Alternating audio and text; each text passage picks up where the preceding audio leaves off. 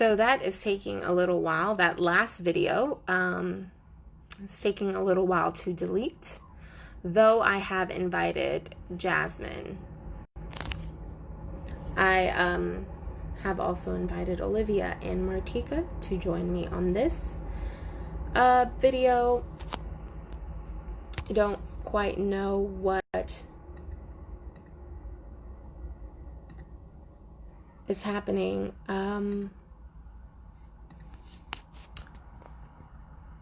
So you're watching, that's wonderful, but how are you able to get on it with me?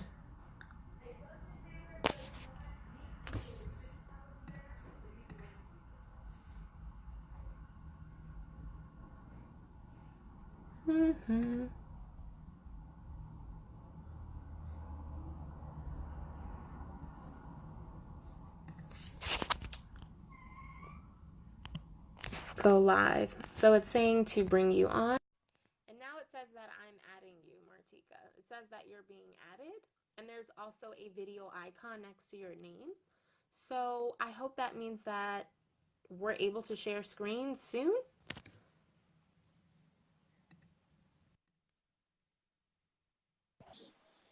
Yes, I can see you. This is great. So I hope that means that we're able to share screens soon. There may be a lag with the audio. Thank you for sticking around, Martika. I really hope that I can see you. This is great. Our siblings can join us. There may be a lag with audio. Thank you for sticking around, Martika. I really hope that. Can you hear me at all? This is great. Yes. Okay. So, Jackie, it says that you're watching. So one sister was able to get on. Can you hear me at all? I wonder if you can as well. But yeah, because I don't see the video icon next to your name, Jasmine. Okay, so we'll let Jasmine get on when she's able to, but thank you, Martika, for sticking around. You're able to hear me in real time, right? Yeah, okay, I great. can hear you. So I wanted to have us all talk a little bit about our experiences as siblings or as sibling caregivers. I know that not all siblings are caregivers, so I wanted to have some variance in the conversation, and I believe that Jasmine and Olivia were able to give us that. I'm getting a message from Jasmine that says only 2 people can do it at a time. Is that true? Okay. Okay, so we'll see if we can make it work. But yeah, I definitely want to be mindful of your time, Martika, since I did give you a 4 o'clock start, and it is a little after 4. So yeah, we can jump right into it. I do have a little introduction here about you, saying that you live in East Harlem and that you are also a journalist. I believe you're working with Norwood News in the Bronx. I also know that you work for Daniel's Music Foundation, which is a nonprofit that services people with developmental and intellectual disabilities through music and art. So I have a few questions here. If you would like to let the viewers know, can you tell us a little bit about your background and also what your relationship is like with your siblings? Okay. So just a little on my background. I was born in Trinidad, which is an island in the Caribbean. And I moved to the US when I was 5 years old, and that was in 1995. And my younger brother, who is on the spectrum, he was born in New York in 1991. So pretty much my whole family, except for my younger brother, is from the Caribbean. Uh, and and so I mean, my relationship with my brother is, I think, pretty typical um, brother sister relationship, as just being an older sister and having a younger brother. Um, yeah. Okay. And so do you see yourself, hmm so what communication style do you have with your brother? I know that there's a few different kinds. There's, the analyzer, the promoter, um, the supporter, someone Yeah. who, just wants to get to the point. So have you identified a way to communicate with your brother? I mean, I would say my brother and my communication style would probably be closer to the analyzer. And my brother is verbal. He's not uh, Mhm. completely verbal, but he does communicate, and he has for at least as long as I've known him. Because when I came to the U.S. When I was 5, he was 3 or 4 years old, and so he had already started communicating a bit. And so for me, I think for as long as I can remember, I've always understood my brother. Um, I wouldn't say that I personally view myself as a caretaker. I think that would take a lot away from my mom, who is absolutely the primary caretaker. I think that for me, I just have a a really important bond with my brother in that we're nearly the same age. He's only about a year and a half younger than me, and we like a lot of the same things growing up. And for a while, I think a lot of people thought we were twins because we're both tall and we look the same. Okay. And so we're into the same music and the same, um, television and the same, everything. And so it really, I think, felt just a sort of communicative bond that I feel really lucky that I have, and I think is really important to him also, in that, you know, he's to me very much a typical 28-year-old, and he likes a lot of things that I like at 20 as a 29-year-old, as typical 29-year-olds, and so I think that we kind of bond in that way as just siblings. Um, and I think in terms of caretaking, I definitely would give pretty much all credit. Hmm. Yeah, I was at a and thank you for sharing, by the way. Mm-hmm. I was at a seminar in DC about a month ago, and there was a panel on caregiving. The panelist works for the National Alliance on Caregiving, and so she said a little bit about what that organization does. They do a lot of research and advocacy. I noticed that I've been seeing a lot of different numbers on what the caregiving community looks like on a national level. And I've even heard caregiving um, for uh, aging people be looked at or be spoken about as if that's a some sort of competition for people who are caregiving for those with different abilities.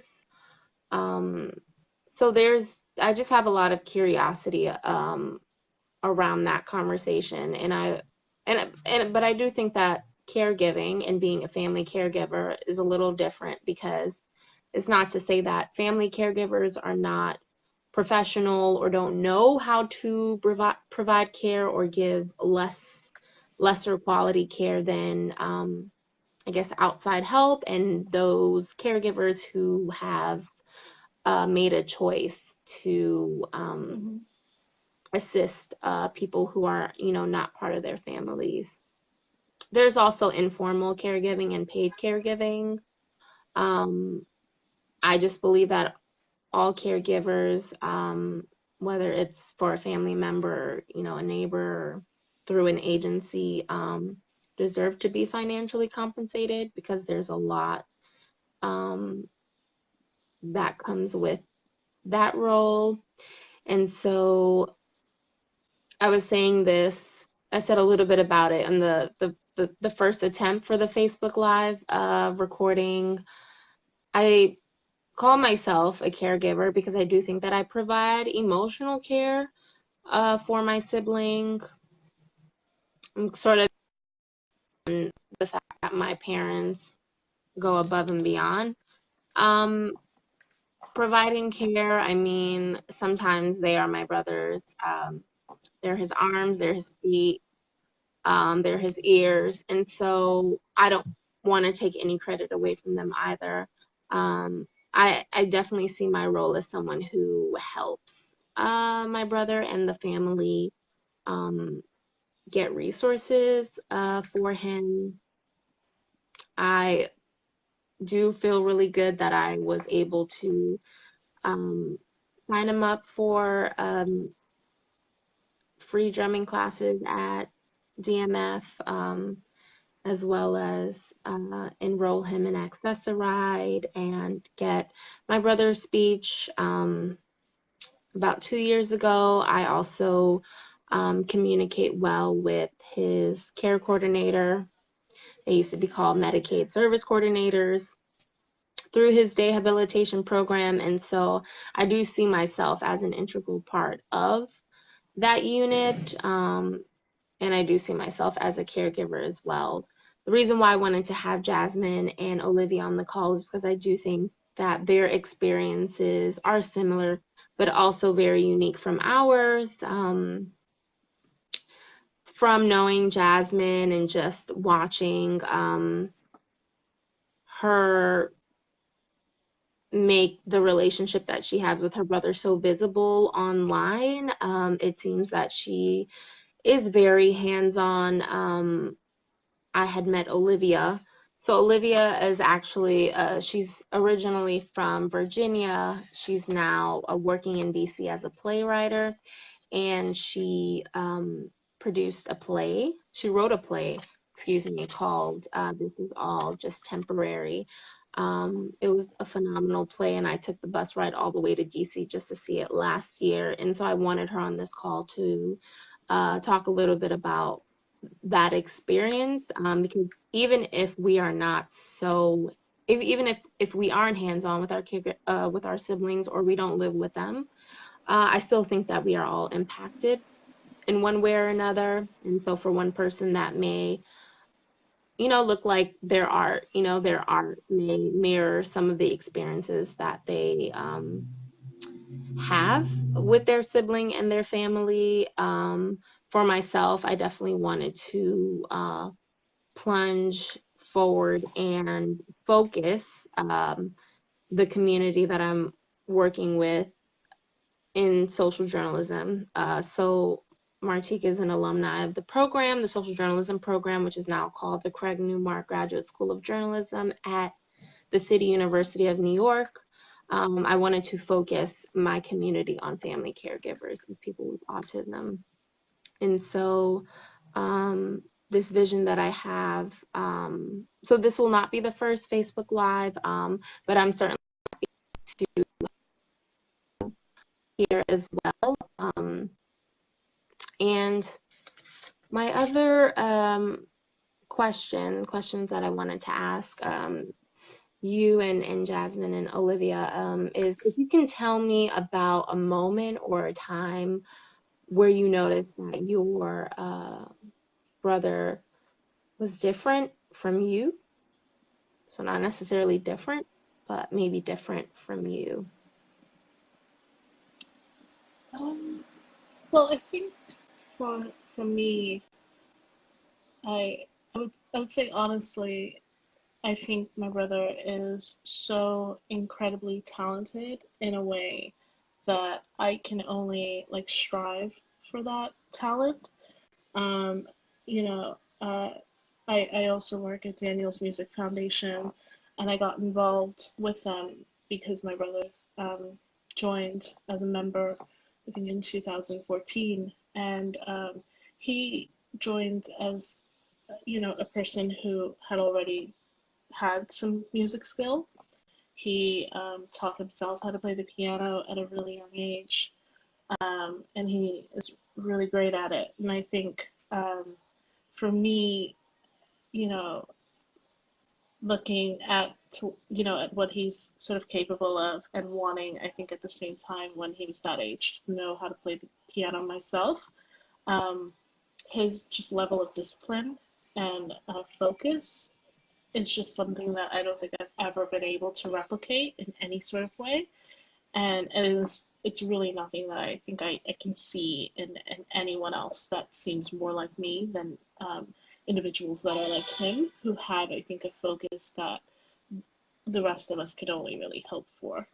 And I think that sometimes, especially in the media, that focus that a lot of individuals who are on the spectrum have is painted as this sort of negative thing, as this sort of repetitive thing, as this thing that is a sort of bad habit.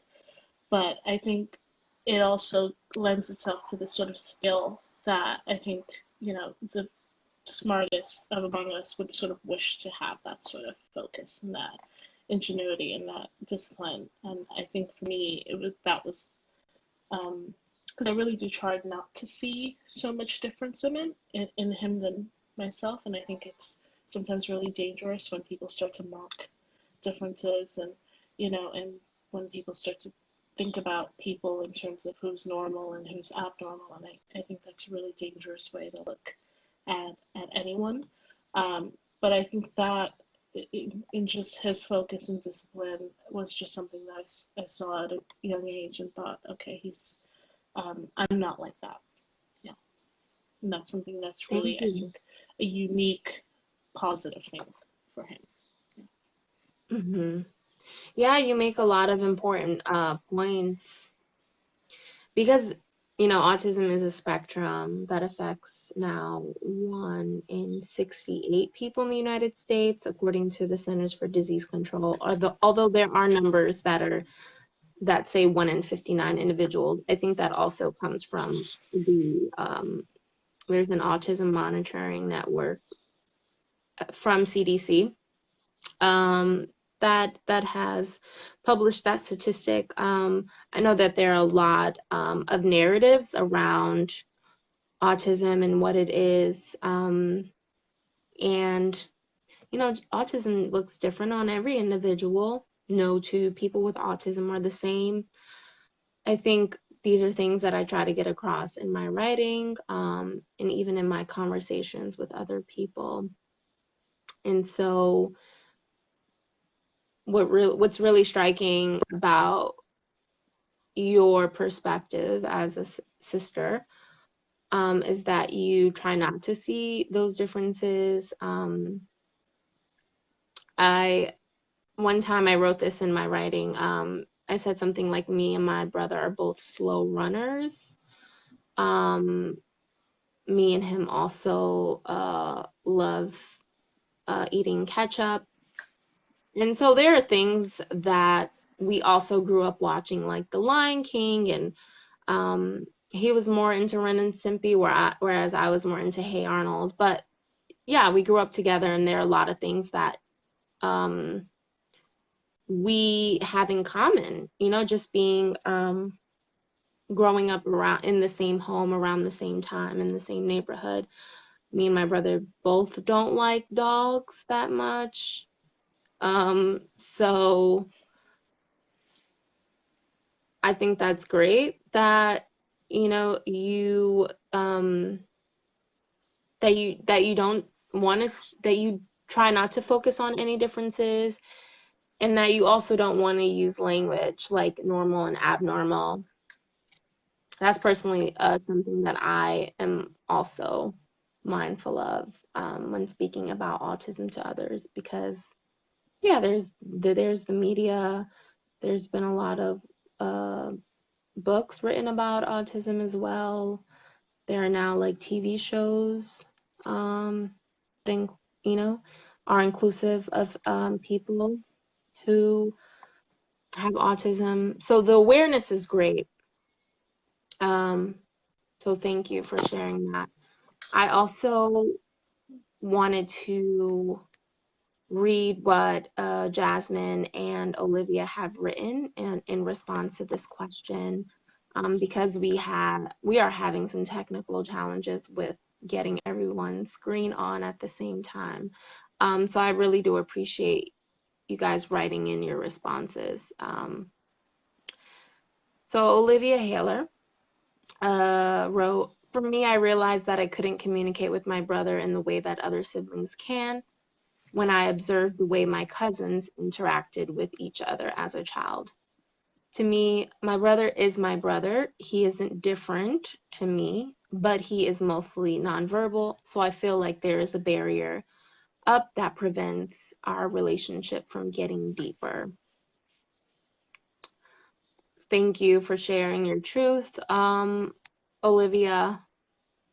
If I could also add a thought, that I'm having, is that it sounds like you still want to. Well, not that you never wanted to, but it almost feels like you're willing to continue to explore the relationship that you have with your brother, so that those barriers may not be there someday. And maybe they always will be. Um, I don't know, but I can relate. My brother is somewhat verbal. He mostly communicates with words and body language. He does have echolalia and delayed echolalia, so his speech is sometimes repetitive. And it's really important that when I'm communicating with him, I am standing very close to him so that he feels my energy and he senses what I'm trying to say, by my facial expressions, and by me giving like non-verbal prompts of directing him. So thank you, Olivia, for sharing. I also want to read what Jasmine wrote. I always knew that he was different from myself, and I knew the terms at a very young age. But because he is older, I had never fully digested to the extent of how different our life is, because he is older, so um he and our so he being in my life has always been the norm. It wasn't until high school when I realized that my brother was extremely different, and that people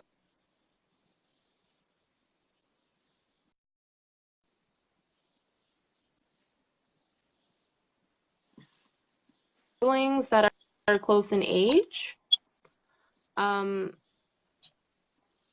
we may see some differences in our paths, be it through our education trajectory or our social lives. I know that when I was in high school, I was very much wrapped into my social life at school with my friends. I mean, my best friends at the time were my world. And so I became slightly disconnected from my brother and from my family, to be honest.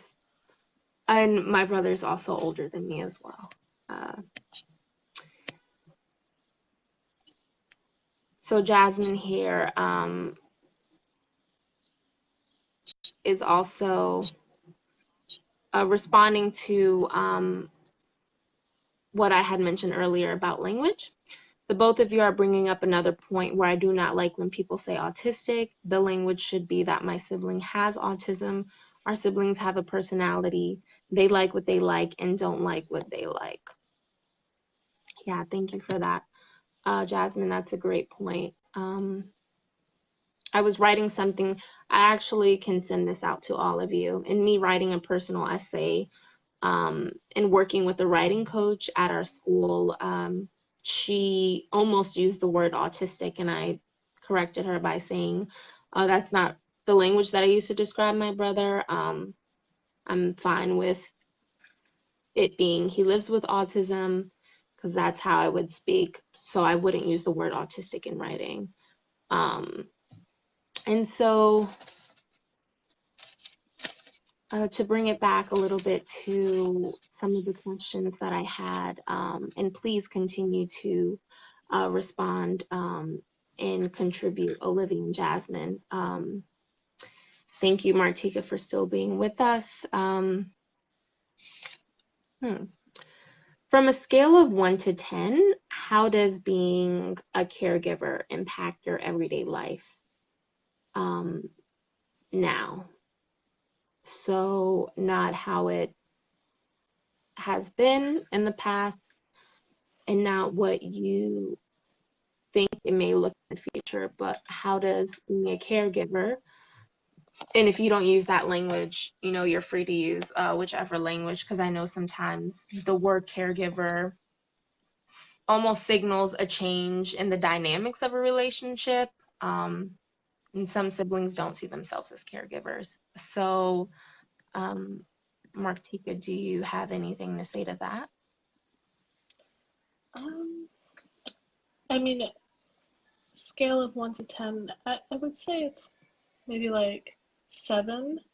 And I would say just for the day to day, because I do work at a foundation that primarily serves individuals on the spectrum, individuals with other developmental and physical disabilities. And so I am really surrounded by, I mean, not only my community of people who are siblings or parents or people who have, really intimate proximity to other individuals with disabilities, but also with, my brother's community and the people that he, relates to and connects to and communicates with, sometimes, clearer than he communicates with me. And so I think just because it's so much a part of my day-to-day life that I'm constantly thinking about organizing with this community, um, you know, working with this community, best ways to approach people when there is communicative barriers, when there's, physical barriers, when there are all of these things that make communication difficult, and just trying to figure out ways to be better about it, to be more patient. And I think the growing up with my brother has kind of given me a lifelong experience in how to be more patient and how to approach other individuals on the spectrum. And I think it's sort of, I think, maybe one of the main reasons why I work there and why I was perhaps hired there, because I do have that really intimate experience. And I think just because that is my current primary job and primary career, I would say that it's thinking about my brother and what it means to how he communicates and how he thinks and what is the best services for him. I think constantly thinking about that what makes it like about a 7. I think it's not a 10 for me because, I think it was Jasmine who said it. My brother has his own life and he has his own things that are really important to him and his own day-to-day activities, and I think he's not really concerned at all with what I'm doing at the end of the day. So I try to reciprocate that in a lot of ways and, give him his space. And I think it's also really healthy as a sibling to allow yourself the space to not think about, your brother all the time. I think it's healthy on both sides too, to have some independence. Yes. Yeah, that's I Mm-hmm. really do love what you said about cultivating patience, as someone who is surrounded by the caregiving community, the community at Daniel's Music Foundation, and your brother's community as well.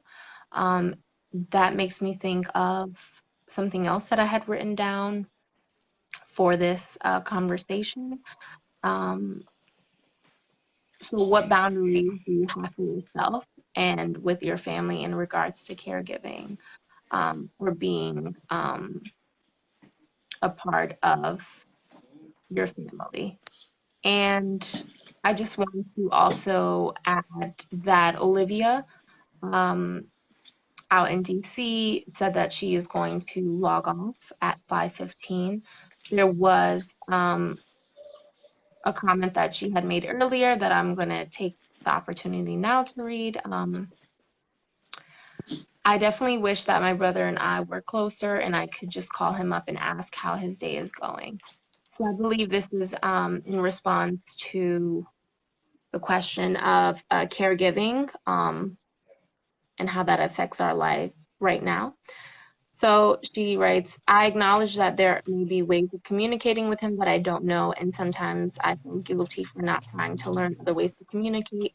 We don't live together, and I think I need to spend more time with him to really be able to practice how we communicate and strengthen our relationship. Um, Jasmine has written, it's affected the direction of my career, what I studied in college, and the organizations I've worked and volunteered with. The decisions of not jumping out of a plane, even though that is on my bucket list.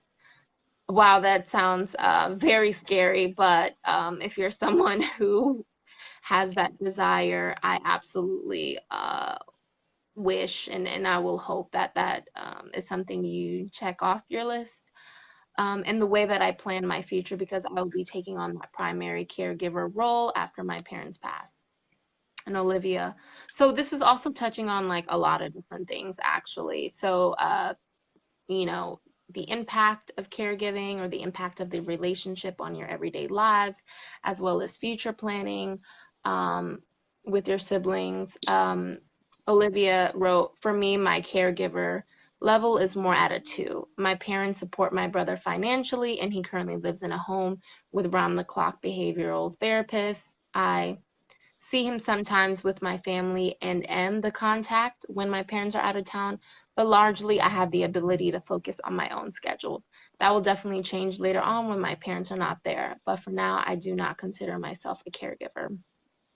So, yes, these are the types of um, experiences that I want to sort of amplify with this Facebook conversation um, for people who are tuning in and for those who will be watching it. And again, thank you to Lindsay Highland, who teaches special education in Staten Island, for allowing me to use the platform to get us all uh, here.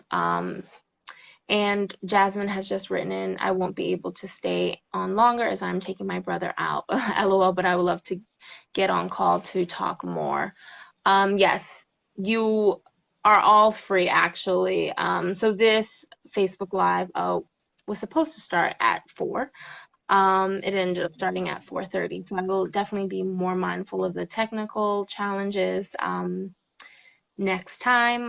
But I also wanted to contribute to the conversation as well by saying that I see my caregiver role as a 6 right about now because I am in school and I do coordinate with my parents about um, how I can, help my brother um, even while I am in school. So that may look like carving out time to be at the park with my brother over the weekends when I'm not in class or not doing something for class. That may also look like sitting down with his care coordinator I know that she had visited our home last month and she had called this morning. And so, yeah, I definitely try to contribute as best as I can. And sometimes my caregiving also looks like supporting my parents, who are the primary caregivers, and allowing them the freedom to take care of themselves while I am with my brother. Something that I feel really good about. I know Mother's Day is coming up this Sunday. Something that I feel really good about is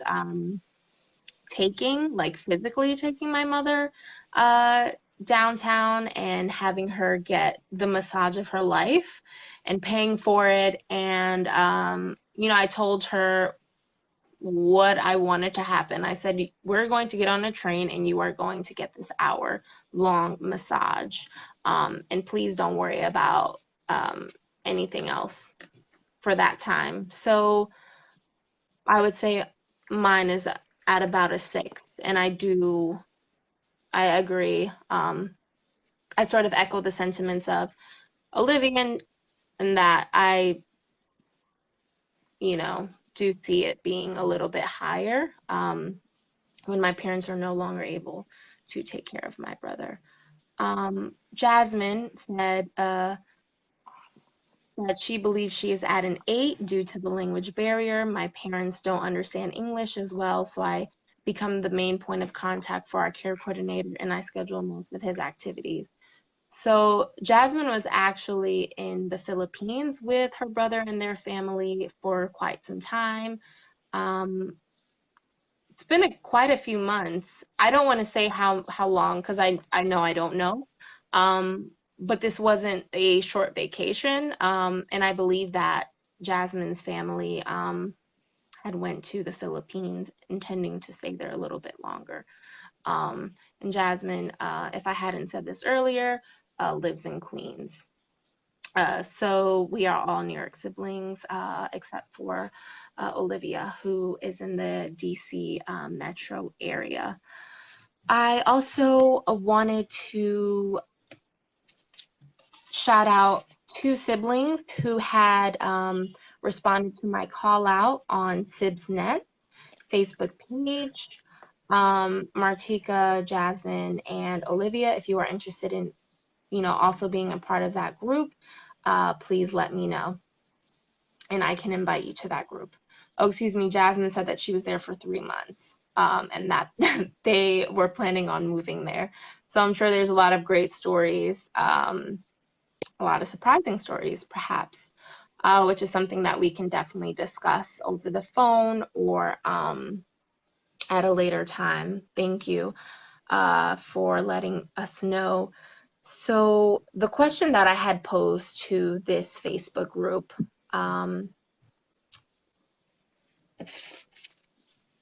it's a really large Facebook group. Let's see if I have the number. Oh, I don't even think the number matters at this point. But the question was, what's one thing you wish people knew about your life as a sibling? And I just want to shout out Haley McKenzie from Illinois, who wrote How Time Consuming It Can Be, Dealing with Awful Agencies Who Disrespect the Disabled Sibling and the Sibling Caring for Them. I also told Hale that we'll be having this conversation, so I hope that you can definitely listen to our conversation once the recording comes out. Rebecca Jean, who has a sister named Maryland.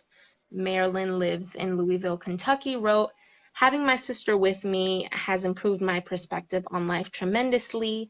She often reminds me of how important it is to love and love as much as you.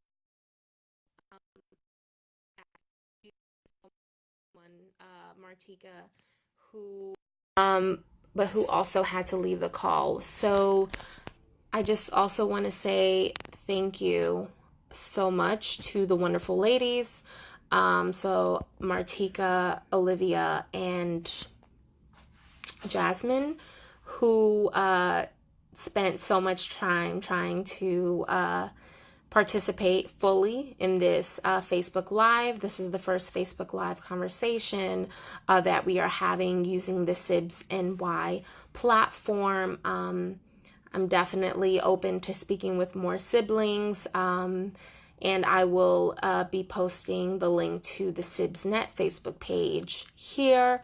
Once again, my name is Ariam. Thank you so much for tuning in. I know that a lot of you will be watching this as a recorded conversation. So if there's any questions or comments, any questions that you have for any of us, please leave them in the comment box. If there's any questions that you have for me personally, I'd be more than happy to exchange numbers or email addresses, which we can also do here. Thank you again for Lindsay, and to the people that I spoke with at AHRC who I wanted initially to host this Facebook Live. Thank you to Chung Yuen Lee, who graduated with her doctorate from the University of Illinois at Urbana-Champaign yesterday, and as a result of that could not be on this Facebook Live. Thank you so much again, and have a great and blessed Friday.